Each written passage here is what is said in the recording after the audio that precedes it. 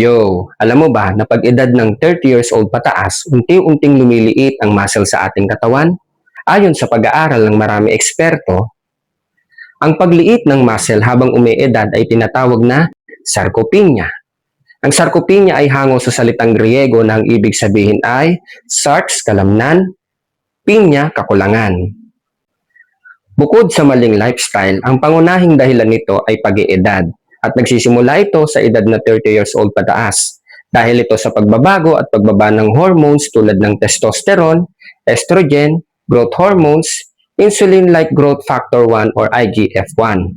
Dahil sa pagbaba ng mga hormones na ito, unti-unting humihina ang kakayahan ng katawan na panatilihin na magandang kalidad ng muscles at i-repair o ayusin ang mga nasisirang muscle sa katawan. Kuya Mike, bakit ba may nasisirang muscle sa katawan?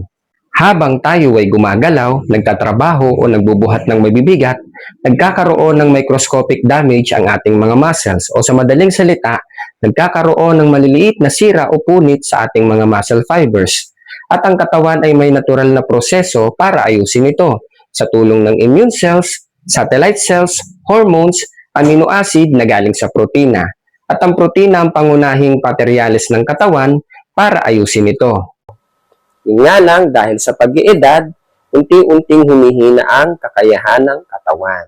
Ang sarcopenia ay partikular na uri din ng myoatrophy or muscle atrophy. Ang myoatrophy ay tumutukoy din sa pagliit ng muscles pero sa kahit anong edad, mapabata or matanda. Dahil din ito sa pagbabago ng hormones, malnutrition, neurological disease or sakit sa nerves at kakulangan sa paggalaw or pag-eehersisyo. Gaano ba kaimportante ang muscle sa katawan? Bukod sa pagkakaroon ng malakas na pangangatawan, ang muscle ay tumutulong na palakasin at suportahan ang ating immune system. Paano? Tuwing tayo ay gumagalaw o nagtatrabaho o nagbubuhat ng mabibigat, ang muscle natin ay naglalabas ng espesyal na protina na ang tawag ay myokines. Ang myokines ay tumutulong na labanan ng inflammation o pamamaga. Tumutulong din ito na palakasin ang NK cells or natural killer cells at T cells na lumalaban sa virus at ilang uri ng cancers. Ina-activate din ito at minomodulate ang immune cells tulad ng macrophages at neutrophils na direktang lumalaban sa mga bacterial infection.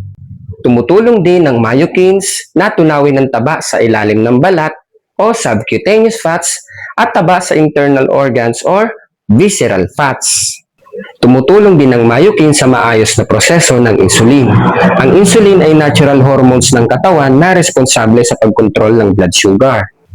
Tumutulong din ang myokines na pagandahin ang ating metabolismo, ang kalusugan ng ating utak, puso, atay, buto, at marami pang iba. Kaya napaka-importante talaga ng regular na paggalaw at pag-eehersisyo. Sabayan lamang po ng pagkain ng mga healthy foods, pag-iwas sa bawal o mga bisyo at pagkakaroon ng sapat na tulog. Ano pang hinihintay mo? Ako po si Kuya Mike na nagsasabing, kaya mga bata, huwag kayong mawawala hanggang sa muli nating pagkikita. Paalam!